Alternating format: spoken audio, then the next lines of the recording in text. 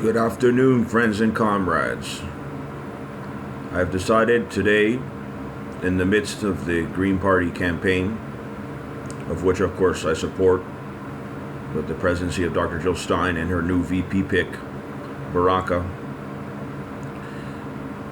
on also the day that happens to be the anniversary, 76 years since the assassination of the great revolutionary, Leon Trotsky, to talk in front of the camera for the first time a little bit about my political views and why I support the Green Party. I've talked about this in the radio through countless articles and encounters with fellow comrades, but I'm going to bring this about now on video at this time.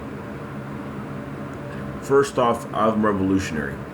I don't see any contradictions with being a revolutionary and also supporting the Green Party. And since when has revolution been such a taboo word? We're not supposed to be in the Cold War anymore. Although you see what's going on in Ukraine and U.S. foreign policy, a lot of the Cold War rhetoric reemerging, the convenient scapegoat, what happened with WikiLeaks during the DNC. And I was there, by the way, in the protests in Philly. A revolutionary goes where the revolution calls. And our revolutionary historic capital, indeed, was Philadelphia. So our country was born of revolution, and at times countries need to be reborn. So why is it such a taboo word? You know, Cornel West talks about that as well.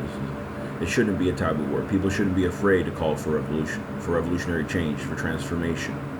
And that's essentially what the new Green Party is about. And I'm going to talk about the new Green Deal here. I'm talking about the new Green Party platform that was voted on a couple weeks ago in Houston at the Green Party National Convention. It's anti-capitalist, and some may say this is anarchistic, but also call for the replacement of capitalism, to not just be socialism. I mean, to be socialism, but not state capitalism. And state capitalism essentially is Stalinism. I have no problem with that as a person who's a leftist socialist and a revolutionary. Also, I find that the Greens, especially the young delegates, the new guard, are militant. And I don't mean that in a violent sense. I mean politically militant. Even Martin Luther King himself had called for militancy and organization and leadership. The problem with a lot of the new wave anarchists when Occupy was around was that they were against the very idea of organization. And no group or movement can survive without organization. It's like having a car without gasoline or a cell phone without a battery. That's something that I like with BLM that's going on. There's more organization there with the Black Lives Matter movement. I'm starting my own chapter here in Tampa with Latino Lives Matter. And at the end of September, just before my 32nd birthday, I plan to meet with Dr. Stein once again, as I had met her a couple years ago when she comes down here to USF to speak to the students. No other candidate, including Bernie, has ever called for cancellation of student debt altogether. Even the Young Turks have said this is too progressive for them. But I think cancellation of student debt is good, and it's good that it's called cancellation, not forgiveness, as if you need to be forgiven for wanting to have an education, for a right that in other developed nations they have, and even some developing nations like Venezuela.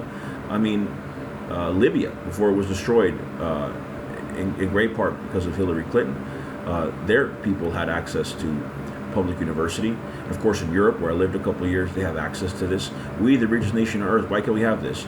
So that's a revolutionary reason to support the Greens, that they're for cancellation of student debt altogether, not just public university, not just public health care, and Obamacare doesn't go far enough.